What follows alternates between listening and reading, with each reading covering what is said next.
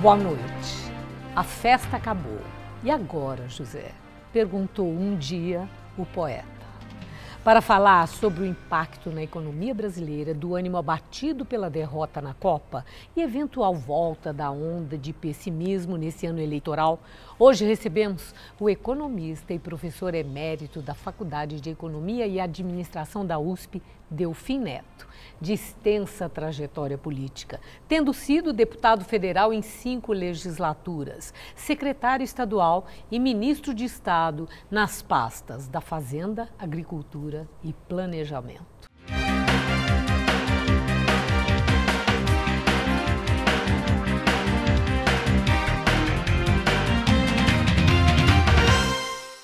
Professor, obrigada por estar conosco. Eu quero começar exatamente sobre esse pós-Copa.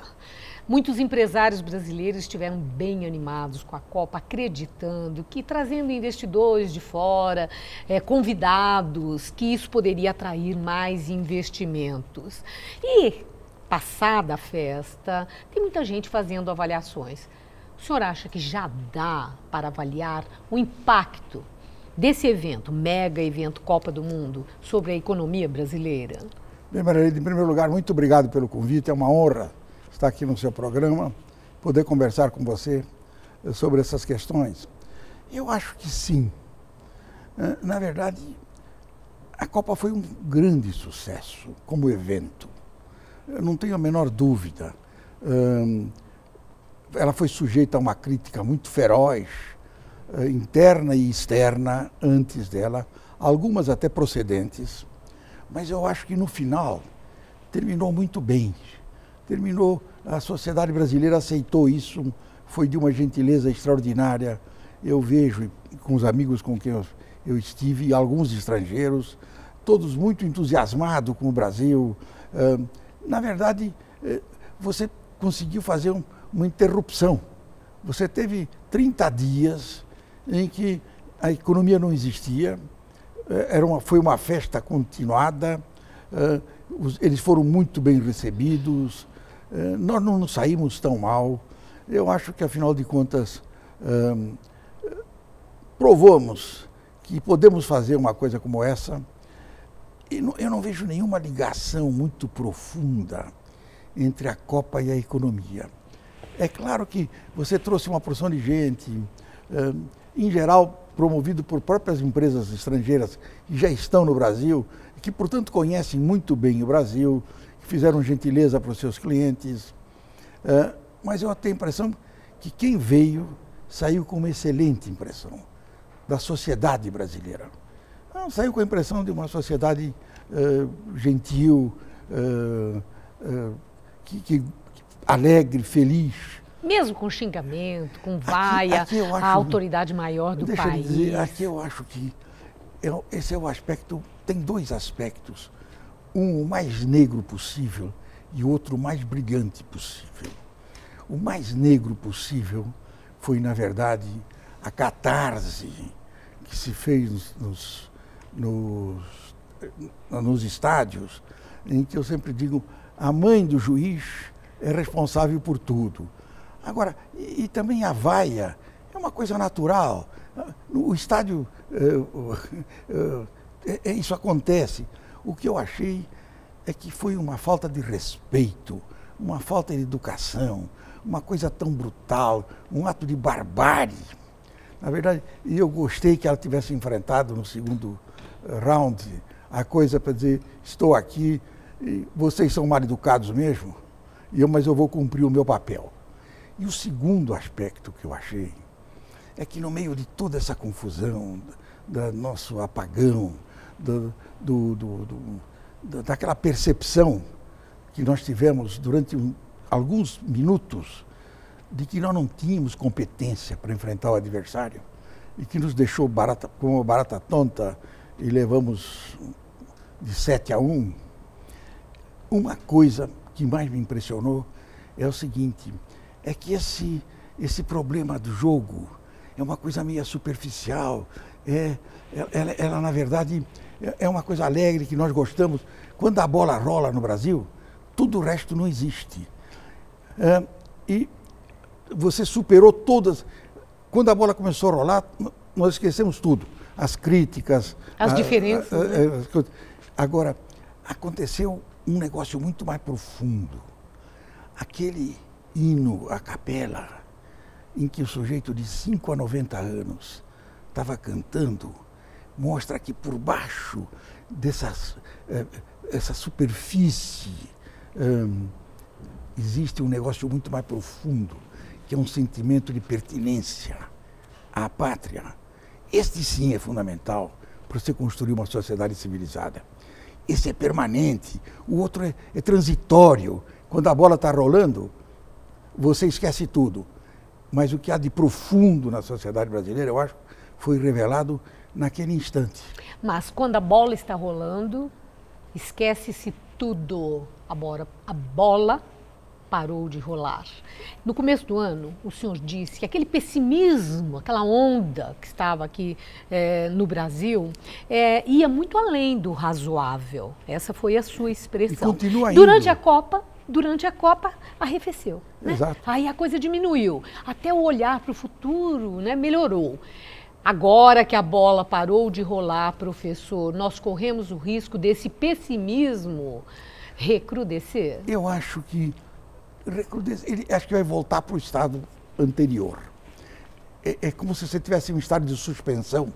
Por um mês, você congelou. Nós agora estamos exatamente há um mês atrás. O que vai acontecer? Há, no fundo, na minha opinião, um pessimismo, Maria Lídia, que é muito superior ao que é justificado pela realidade brasileira. Houve um desentendimento muito profundo, desde o começo do governo Lula, com o setor produtivo brasileiro. Desentendimento? Houve uma falta de entendimento, se você quiser, talvez seja melhor. Por exemplo, quando a Dilma começa, diz, eu quero fazer algumas mudanças, mas vou obedecer ao fato de que eu quero tarifas que sejam adequadas, tarifas corretas, tarifas que serão construídas de uma maneira, digamos, que eu considero adequada. O entendimento da sociedade foi, ela está querendo economia, o capitalismo com lucro zero. Quer dizer, quando ela diz que não era isto, no fundo o que ela estava dizendo é o seguinte, eu vou transferir monopólios públicos para o setor privado. Então eu preciso ter algum controle sobre isto. Ela cometeu, na minha opinião, houve dois problemas. O primeiro é que não ficou claro desde o início que ela não podia fixar ao mesmo tempo a qualidade do investimento e a taxa de retorno. Que ela só podia fixar uma delas. Se eu quero a qualidade, eu organizo um bom projeto, digo qual é a qualidade que eu quero, transfiro isso para a sociedade, faço um bom leilão e o leilão fixa a tarifa adequada. Se eu quiser fixar a tarifa, o leilão responde com a qualidade da obra que ele faz com aquela tarifa. Então, essa ideia de tarifa módica, modicidade tarifária, era essencial. Mas sempre que nós não conseguimos nos fazer entender, nós temos que parar para pensar onde é que está a nossa falha de comunicação. Não vale só a boa intenção. Se a presidente tinha uma intenção boa, como o senhor está descrevendo, e falhou na comunicação, aí houve obstinação, negligência. O que é que houve no sentido de não rever esse processo? Uma demora para entender de verdade o que é que estava acontecendo. Para ter percebido? O senhor é conselheiro da presidente? O senhor já várias vezes aconselhou? Isso é história. É história? Eu não sei como vocês acreditam na imprensa, eu fico despreocupado. Oh, por favor. Eu gosto da presidente. Mas o senhor já trocou ideias já com muitas ela? vezes. Sim. Mas não tem nada de conselho. O senhor não emite o seu ponto de vista? Isso não é conselho? Não é conselho. Deixa eu lhe dizer, eu tenho por ela uma grande admiração pela sua honestidade de propósito e pela sua honestidade de comportamento. Maria Lídia é uma coisa realmente muito importante. Eu sempre digo, a gente precisaria saber usar essas virtudes. Mas vamos voltar. A gente quem tem que saber a sociedade usar brasileira. Ou ela própria que tem essas virtudes? Ela também. Não poderia usá-las melhor? Demorou muito até que... Porque, veja, no fundo, ela percebeu em 2012 que não tinha mais saída para o tal modelo que não estava funcionando. Era um modelo em que nós aproveitamos de uma maneira brilhante uma janela externa. O Brasil pegou um vento de cauda gigantesco com a economia chinesa e fizemos duas coisas muito importantes. Aproveitamos o bônus externo para distribuir. A distribuição que nós fizemos de renda só foi possível devido ao que se chama a melhoria das relações de troca. Ou seja, porque os preços dos nossos produtos cresceram muito mais do que o preço dos produtos que nós importávamos. Só para dar uma ideia física disso, que é muito grosseira, mas quando começou o governo do Lula, 1 tonelada de exportação comprava 1 tonelada de importação. Em 2010, 1 tonelada de exportação comprava 1.400 quilos de importação. 400 quilos era presente externo que foi distribuído. Essa distribuição de renda, numa certa medida, só funcionou direito por causa disso. Isso terminou em 2011. O vento que era de cauda... Terminou? Terminou. O vento que era de cauda virou de frente. Na verdade, a expansão do mundo, as relações de troca começaram a cair. No governo Dilma, praticamente já caíram uns 12%, 15%. No governo Lula, tinham subido 14%. Então, o que acontece? Em 2012, ficou claro que ela não podia mais continuar simplesmente num processo distributivo. Ela precisava voltar a calibrar o crescimento com a distribuição. Ou seja, ela tinha que dar mais ênfase ao investimento, à produtividade. Foi quando se imaginou o PAC, que foi o grande programa de investimento. Aqui é que eu acho que começaram as dificuldades. Demorou para entender como é que fazia a concessão. Se criaram muitas dúvidas sobre o nível, a qualidade, digamos, das agências reguladoras. A agência reguladora é um órgão de Estado. Ela não pode ser um instrumento do poder incumbente, do poder que está respondendo pelo expediente. Ela tem que ser um órgão de Estado, por quê? E independente, né? Absolutamente independente. E quando são nomeados pelo próprio Estado, existe essa independência? A rigor deveria existir, porque ao Senado cabe fazer essa filtragem. O que aconteceu? De fato, por que você precisa da agência independente, Maria Lídia? De novo eu volto, porque você vai substituir um monopólio público e vai entregar para um monopólio privado. Mas o contrato é de 30 anos. É um contrato aberto. Um contrato de 30 anos não pode conter todas as cláusulas para manter a sua integridade ao longo de 30 anos. Precisa, portanto, um órgão independente de Estado que mantenha a integridade do contrato. Como essas agências estavam aparelhadas, o setor privado tinha muita dúvida de entrar no negócio. Demorou. No fundo, essas dificuldades só foram superadas no segundo trimestre de 2013, quando realmente houve, na minha opinião, eu diria, caiu a ficha. Agora, quando o presidente Lula recebeu o governo de Fernando Henrique, foi alardeado, e até hoje se fala nisso, que recebeu uma herança maldita. Dá para falar isso? Que Fernando Henrique deixou herança maldita? Não. Eu acho que isso tudo é um jogo puramente eleitoral. É eleitoral? O Fernando fez uma obra muito interessante. Não, o Fernando não...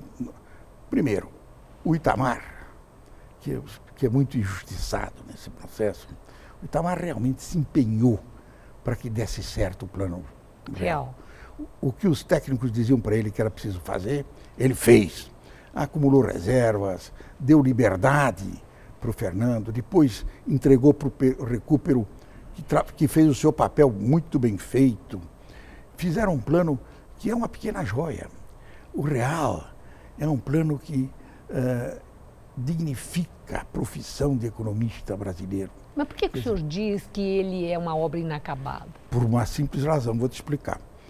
Esse foi um plano com tanto sucesso que nunca terminou. Porque ele só terminaria quando você tivesse posto o equilíbrio fiscal junto com o equilíbrio monetário. Isso o Fernando não fez. No primeiro mandato do Fernando, a parte fiscal andou muito mal. Tanto andou muito mal que você terminou em 98 tendo que ir ao Fundo Monetário. E agravou depois? Não, mas depois, com a interferência com a intervenção do Fundo Monetário, você mudou o regime, entrou o Armínio Fraga, você liberou o câmbio, aí você fez algumas coisas muito importantes. A lei de responsabilidade fiscal, de fato, você caminhou. E no fim do governo Fernando Henrique, de novo tinha um problema cambial, tanto que nós fomos ao Fundo Monetário outra vez. Isso facilitou de dizer, não deu certo. Na verdade, o governo do Fernando Henrique produziu resultados muito interessantes, menos o crescimento. Então, por isso que eu digo que ele não terminou, porque se você olhar o plano do Real e compara, digamos, com os outros planos, o israelense, o argentino, você vai ver o seguinte: o nosso plano domina todos os outros em matéria de controle da inflação, mas perde para todos os outros em matéria de crescimento. Ele foi tão bem sucedido que eu acho que no final o governo não fez o que tinha que ter feito. Eu vou pedir licença ao senhor. Nós vamos fazer um pequeno intervalo e eu sempre deixo uma questão. Vamos a esse intervalo. E esse ano é eleitoral. Os adversários, Aécio Neves e Eduardo Campos, têm feito duríssimas críticas ao governo de Dilma Rousseff, ao estado em que está a economia, e ambos têm dito que ela é a primeira presidente que vai entregar um governo, terminar um governo pior do que recebeu.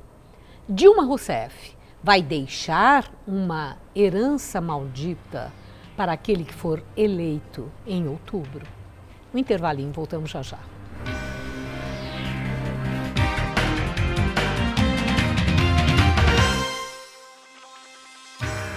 Estamos de volta com Hora do Voto. Hoje, entrevistando o economista e ex-ministro Delfim Neto. Ano eleitoral, duras críticas ao governo da presidente Dilma, feitas por Aécio Neves, por Eduardo Campos, que afirmam que Dilma vai ser a primeira presidente que termina um governo entregando aquele que vai sucedê-la, ou a ela própria, se ela for eleita, ela ficará com um governo pior do que aquilo que ela recebeu quando Lula encerrou. A minha indagação é que se Dilma Rousseff entrega uma herança maldita. Eu acho o seguinte, há de novo aqui um exagero brutal. Primeiro, o Brasil não está na beira do apocalipse. O Brasil está numa situação, digamos, desagradável. A tua relação dívida-PIB bruta é 60%, não é um exagero, mas é muito maior do que seria desejável. Você tem hoje um déficit fiscal de 3%, que não é nada fora do propósito.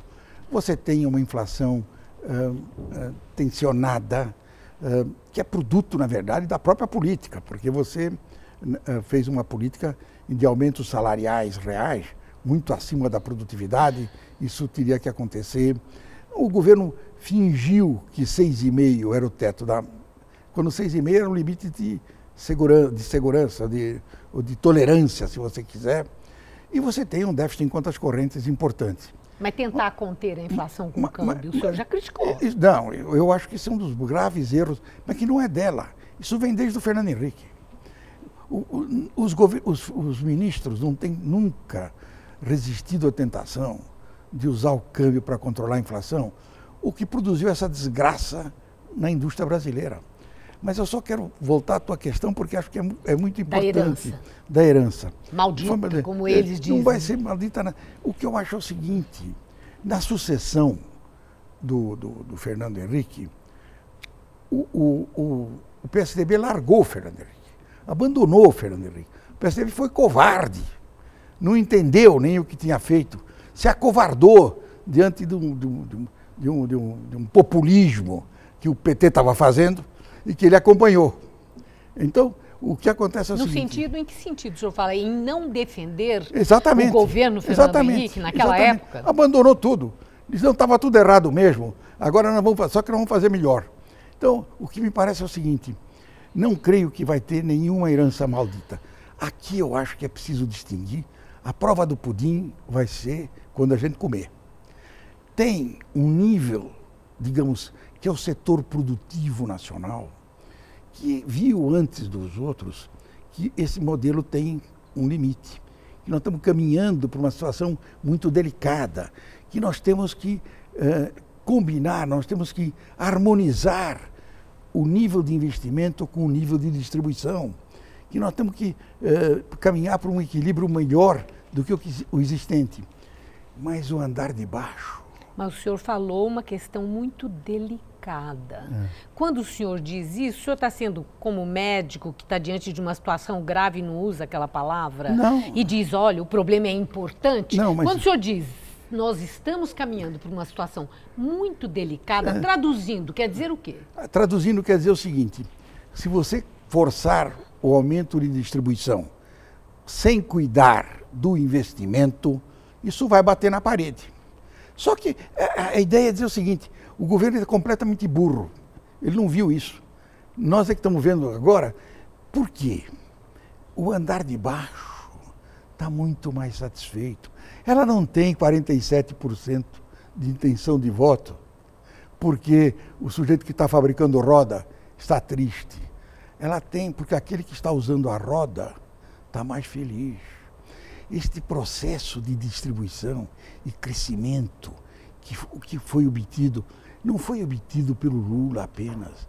Ele vem ele vem desde a Constituição de 88, quando você solidificou as instituições, você está construindo uma república. Mas prossegue contínuo?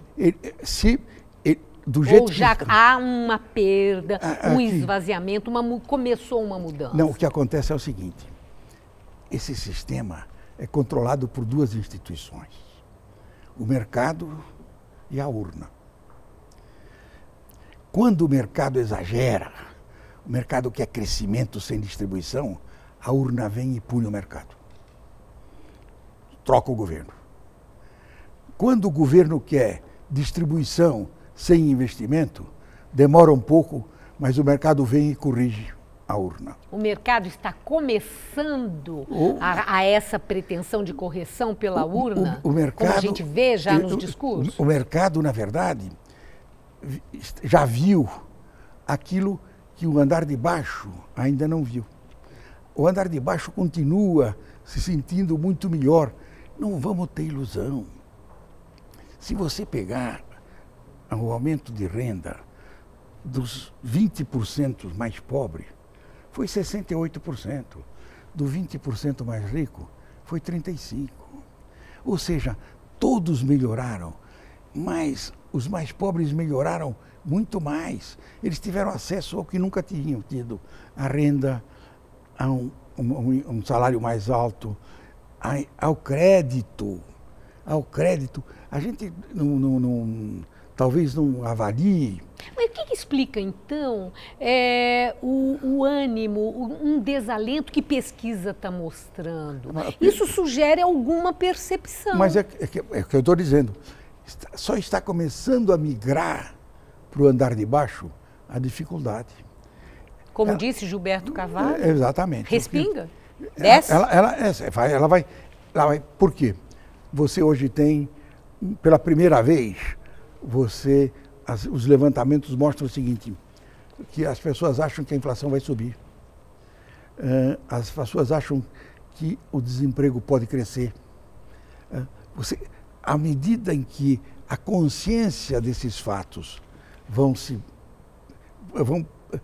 filtrando para o andar de baixo, a situação fica mais complicada. Essa grande, digamos, é uma desilusão do setor empresarial que viu perder suas oportunidades. Quem perdeu foi o Brasil. Quer dizer, nós podíamos realmente estar crescendo muito mais, nós poderíamos estar fazendo muito mais do que fizemos. Agora, o que me parece importante é o seguinte, não vamos ter ilusão, Maria Lídia. O andar de baixo está muito melhor do que sempre esteve. É só você olhar, digamos, o aspecto material da sua vida. Essa gente tem hoje mais acesso a tudo. E o senhor acha que essa percepção que, vamos dizer, começou a respingar de que possa estar havendo um processo de mudança e que aquela prosperidade possa não continuar no ritmo em que estava, que isso até outubro possa mudar, esse nível de satisfação que o senhor diz que existe hoje? Eu não tenho dúvida de que tudo pode mudar. Tudo pode mudar. A única coisa que eu imagino é que o governo também, a ideia de que o governo é inerte, de que o governo não sabe o que está fazendo, de que, na verdade, o governo é um bando de idiotas, isso é uma coisa falsa. Quem já viveu lá sabe que o governo é sujeito a condições brutais, políticas e toda a natureza. Então, o que me parece é o seguinte, tudo pode mudar. Só que hoje eu acho que a Dilma tem maior probabilidade de ser reeleita. Eu agradeço muito sua participação aqui no Hora do Voto. Muito obrigada, professor. Uma boa noite. Quem agradece sou eu, Maria Lídia. Muito obrigado a você e aos seus ouvintes. E termina aqui Hora do Voto. A todos uma boa noite e até a próxima semana, segunda-feira, às 11h30 da noite. Até lá.